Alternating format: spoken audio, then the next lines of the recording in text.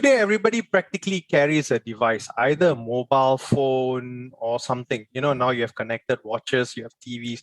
All these devices have smart functionalities that, gives the user an edge over what they want to do. So for example, a phone can track your location, can send messages, communicate. Your TV practically does the same thing as well. But here's the thing. When you buy a device, how much of it do you actually own? And how much of it is still controlled by the manufacturer? This is the topic of discussion that we have today.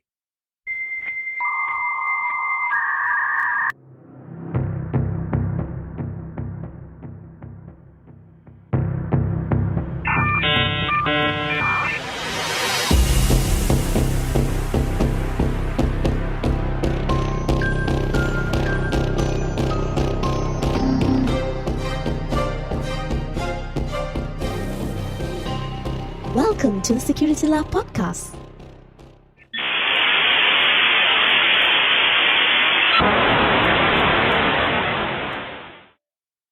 To bring focus into this topic, I'd like to start off with a recent announcement by our good friend Apple, who manufactures our iPhone and iPads. They mentioned that they wanted to have a functionality on child safety. So essentially, the acronym is CSAM, which is specifically on child sexual abuse material. So what they wanted to do is they wanted to make sure that any product that's under Apple, if you receive, say, a picture, they would scan the picture and they would actually tell you that, hey, this particular image, is it safe for consumption? Is it not safe for consumption? Or is it child pornography or any of those that probably has inclination towards those kind of sensitive contents? Now, it's kind of interesting because they've chosen to look at pictures specifically. That's kind of interesting and scary at the same time. So what do you guys think about it? My thought basically is, who made them the authority? Who gave them jurisdiction over my personal photos? I mean, frankly speaking, sometimes when I'm exercising, I take off my shirt and I want to see whether my six packs are developing or not, So, they could look at me half naked and think that, this is CSAM non-compliance. I mean, seriously speaking, who gave them the authority to come into my space? That's my thought, man. Okay. Personally, I feel, CSAM, CSAM, I think refers to materials that represents or portrays child exploitation, right? So a child that is in distress or in need of help, they're in a very bad place, very bad situation. They're undergoing a very bad situation. But so the first, and there are three announcements to this. The first one with regards to Apple's search app and Siri, whereby if a user search for topics related to that and a picture comes up, they will be, if I'm not mistaken, they will be somehow prompted about it. The user themselves will be prompted about it. If it's just that to that extent, I think it's okay. Because I feel somehow when it comes to a vulnerable segment like children, I feel that steps should be taken to protect them. And if in any way we can deter or make it difficult for the bad people, like child traffickers and things like that, to do what they do, I'm all for it. I have to stop you there, Kat, because very simply, in order to find a bad apple, you need to look through my entire basket of apples. And I'm not prepared to allow you to see everything just to say that I'm sorry, there is one small apple here that is bad. That's me, I don't know. These are my thoughts. Okay. Don't come into my space unless I upload it into the public media. That's my choice. Otherwise, I don't think it should. And I don't think they have an algorithm that can pick out bad apples without looking at the good apples as well. Okay. From what I understand, okay, because I'm not a technology person, I'm not a tech savvy person, and this is all just based on materials or articles that is already out there. So they say that from what I understand from the article is that the privacy of the user or the person who's viewing it would be somehow intact. So there's only use of algorithm to detect those kind of those materials. The analogy that you gave, whereby they've got to go through a whole basket of apples to detect the bad apple, if it's just as simple as that, then it sounds pretty bad. But if they are just looking for certain traits or looking for certain features, which will identify the bad apple, is it so bad? Is it so bad after all? Well, there's two interesting discussion that came out of Sky and Cat. So the first one is we speak about the algorithm that's used, and secondly is, would you want to give someone else access into your own device? So let's look at the first part, the algorithm. Based on some of the researchers who were able to download the latest updates of iOS and picked just that part of algorithm out to look at it, the way they did it was they generate a certain hash and they compare that against your images hash. So a hash is essentially an algorithm that generates a long string of numbers and alphanumeric characters, which gives it a certain kind of character, right? Let's put it that way. And if the hash matches, then it says, oh, okay, this must be a bad picture, right? Without looking at the context, without looking at anything else. Okay. But here's the thing, that hash algorithm is broken. So what someone did was they came up with a picture of the dog and they say this is a picture of a child, and the hash matches for both of the pictures, which means that the hash algorithm itself is broken. So your six-pack picture may be flagged out as a child pornography, and Sky may end up getting into trouble, which is really not what we want.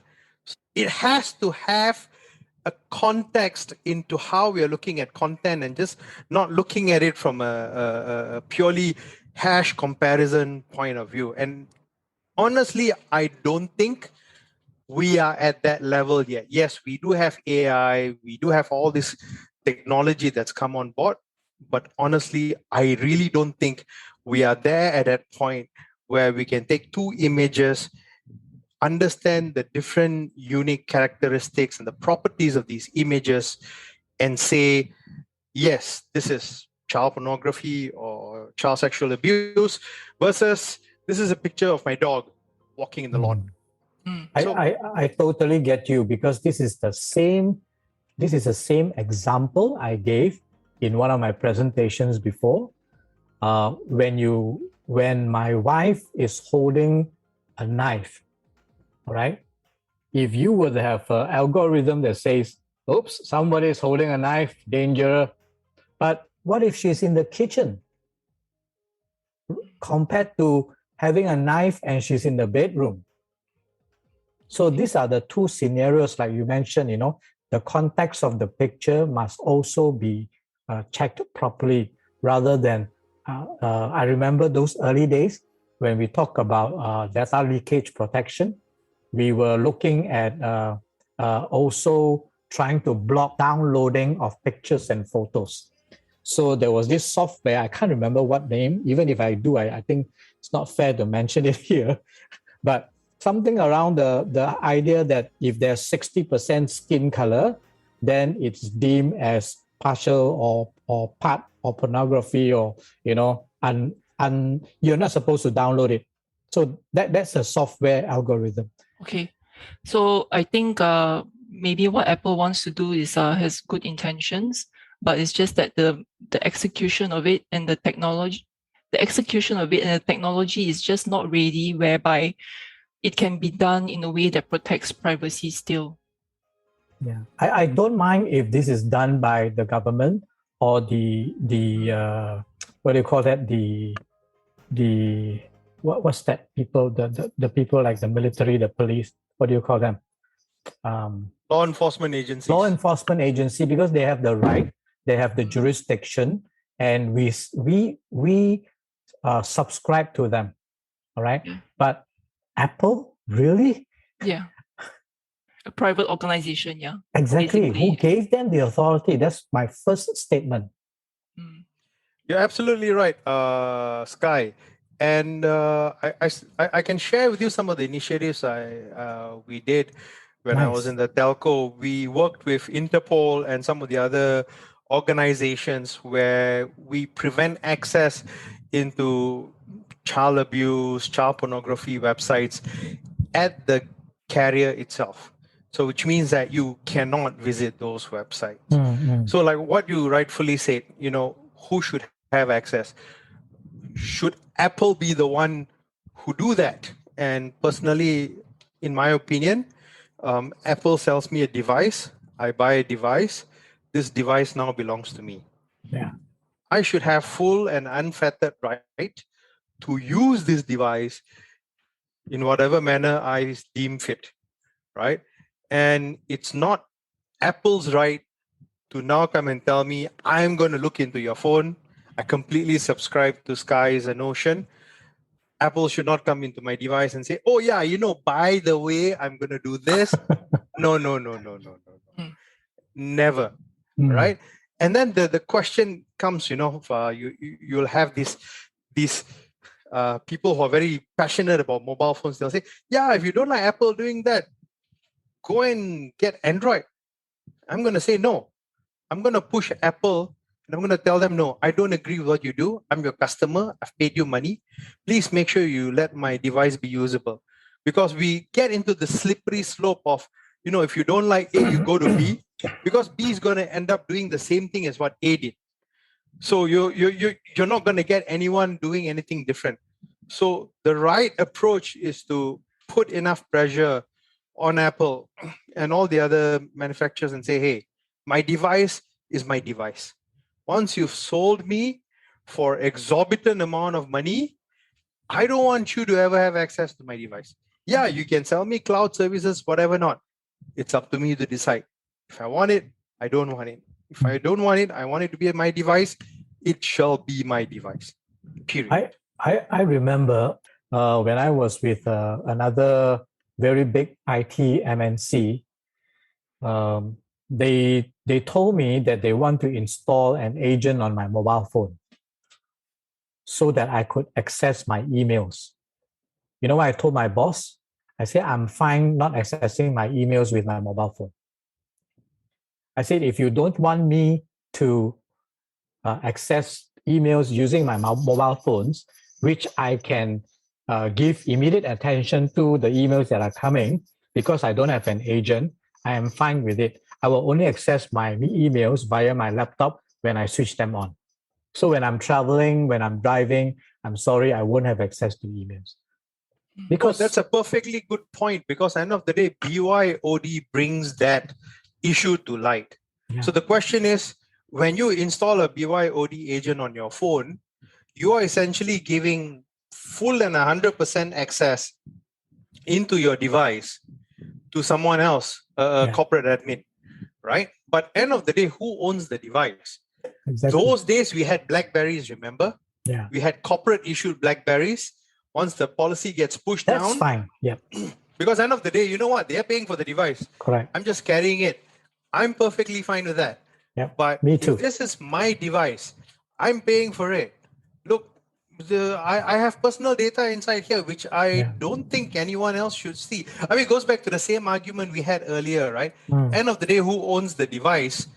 And that person shall set the policy. And if the organization wants to give me a device at their own expense, sure, I don't mind carrying it. Okay. Sorry, Kat.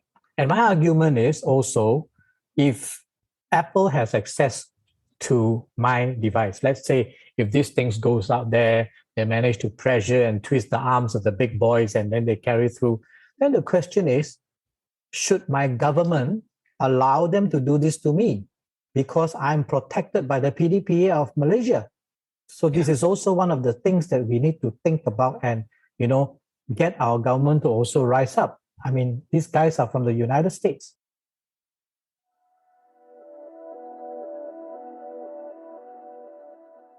Enjoying the show so far? Subscribe now so that you don't miss out on the latest episode.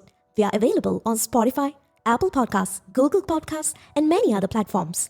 Visit podcast.securityla.asia to get the links to subscribe. Yeah, that's the thing. I don't see us as a country, not just Malaysia, but Asia as a whole, Yeah. pushing the manufacturers hard enough for them to say, yeah, these are some of the issues that you need to look at it from the Malaysian context or from the Singaporean context or the Indonesian context.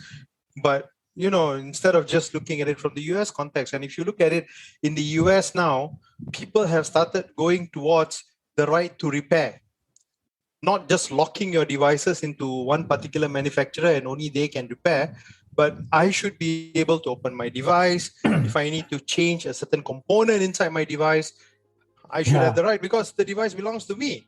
I saw the article. But we've gone slightly a bit more off tangent onto the right to repair. Okay.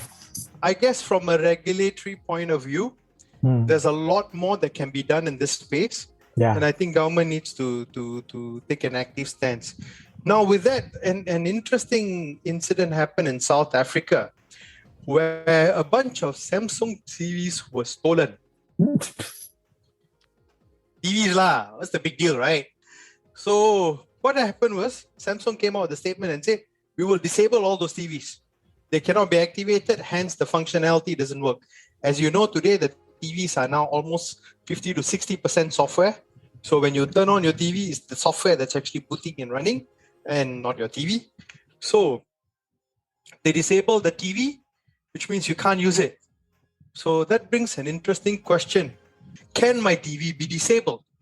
And what's going to happen if my TV gets disabled? And do they have the right to disable my TV?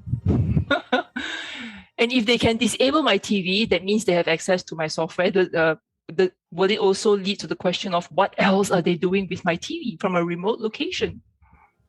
Exactly, because it seems that what they do is when the TV is about to be activated, they will send your serial number. So when they send the serial number, they have your IP address. They know which IP address is attached to which TV. So they will know that you have 1 or 2 or 3 TVs or whatever. And they will know what kind of TVs, what model, what capabilities you have. Because you're also going to once in a while upload and download software updates into your TV, make sure it's vulnerability proof. And you're going to do a lot of these things. And it's all software driven, right? So it goes back to the core issue. If Samsung can disable my TV, can someone else do the same thing? So I have actually done some thinking, and I refuse to buy the same brands for the TVs upstairs and downstairs. Spread your money. I'm unfortunately a bit more faithful to a certain brand, which I shall not There you mention go. on air, because I just like their functionalities, right? But here's the thing. I think among us, we had this discussion, and then I said, now we were talking about ransomware a couple of episodes ago. Imagine someone finds out how that kill switch works and came up with a ransomware and ransomed all of Samsung TVs, the whole world. That's gonna be an interesting conundrum to see when it happens, if it ever happens. Because I guess if the functionality is already there in the TV for you to disable it, it's just a matter of time for someone to discover that. I mean, this is a remote command coming from one of Samsung servers that's going to be sent to the TV in order for it to be disabled, right? And if that can happen, someone is smart enough to find out about that, reverse engineer the firmware, find out how the kill switch works. Well, we have a very interesting catastrophe in our hands. I mean, forget about me. I'm a home user. Imagine a SOC having all Samsung TVs. Oh, that would be nice. Pandemonium at its best. It's like, our SIM is running, our SOC is okay, but our TVs are all dead. Our TVs are all out. And who among the three of us has a sock? Oh, Oops. I'm not naming anyone. Yeah, actually, that's a good attack. You disable communications, and that's it, man. No, simple. Your security systems are running, but you can't see jack. Yeah. Your displays are all off, and someone launches an attack right at that time. You have the alarms blaring, but you can't see the attack. Yeah. So guess what happens to an SOC? Everybody's like, "Hey, we're under attack," but we have Yeah. no clue. Wow, No lah, they that's can an still see it interesting on thing. their laptop screen. Yeah, but in an SOC, usually you have all these big Or screens. combined screen. Pop out all these alerts and flashes. You have a Yeah. world map, your pew pew map, and all that kind of stuff. And just to say, hey, my SOC is working. Yeah, true. But I always wonder, with all these nice big screens, how many SOC analysts actually look up to see those screens, or they're all buried in their own tiny little screen that they have in front of their table. Actually, you're right. Only the managers look at the big screens. The analysts all look at their own small ones. Yeah, that's a good topic to have for another day. Yeah. What actually happens in an SOC? We should actually get someone who's done some SOC work to spill the tea on this, because I'm very sure there's some juicy stuff in there that nobody wants to know or nobody wants to tell. I will probably have to mask my voice then. Yeah. Hey, by the way, I caught your statement just now, and it actually put me into thinking. You see, reverse engineering a software inside a smart TV to see where it goes back to, how does it communicate to the server, it's not difficult. And now with Android TVs, it's practically taking the whole Android OS and the apps, reverse engineering it, and that's it. So you just have to look at it in the fundamental way. They definitely will be a hard-coded IP and some communication. You may even find clear text username and passwords in there, Absolutely agree. I'm just hoping someone picks up on this topic after this podcast and actually does something about it. And if you do, don't forget to give a shout out to security, man. because we gave you the idea, man. Because it's an auto command. That means it's already inside the codes. Yeah. Anyway, the first time I heard about Android-based TVs coming out, I'm not even a cybersecurity professional. I'm just a media person, a news person. And I was already imagining the worst. These TVs are going to get hacked. Am I too paranoid? I'll change my downstairs Samsung TV already. Well, I guess that's an issue that everyone in the whole world now have. Anyone who has a TV now has to sit down and figure out what you're going to do with it, because now a lot of applications are coming out on Android. Your over-the-top applications, your movie streaming applications, all this is coming on Android, and some people even invest on an Android box just so that they can download these kind of apps and stream movies and content and media. So we're not going to hear the last of it.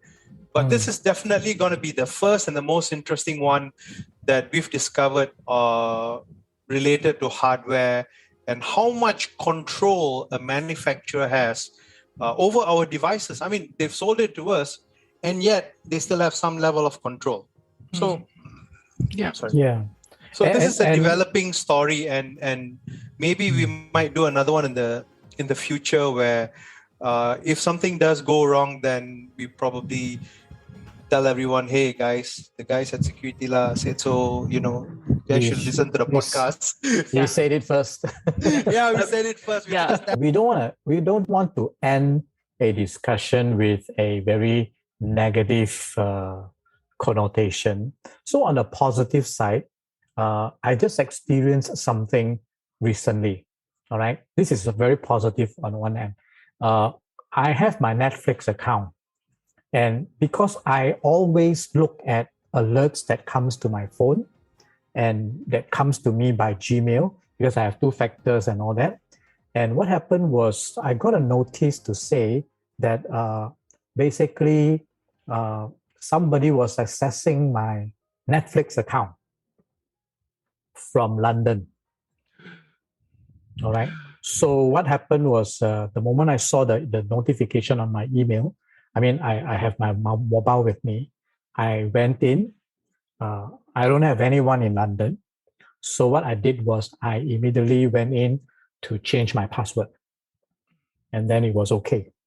So on the positive side, you gotta, how do you protect against this type of issues is to keep alert on notifications or rather parameters that you have set up. For example, two-factor authentication, new device logging in, notify you. Many of us fail to protect because we were careless in not looking at some of these things that gives us signs.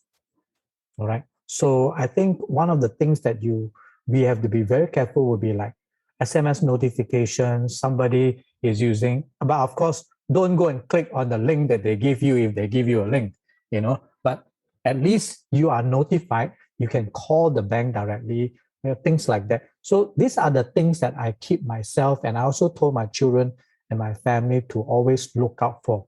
Look out for those notifications.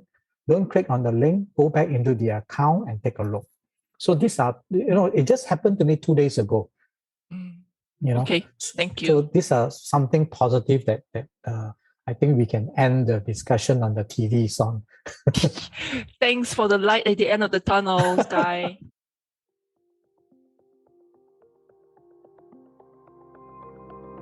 Thanks for joining us this week on Security Lab. Make sure to visit our website at securitylab.asia, where you can subscribe to the show in iTunes, Spotify, or via RSS so you'll never miss a show.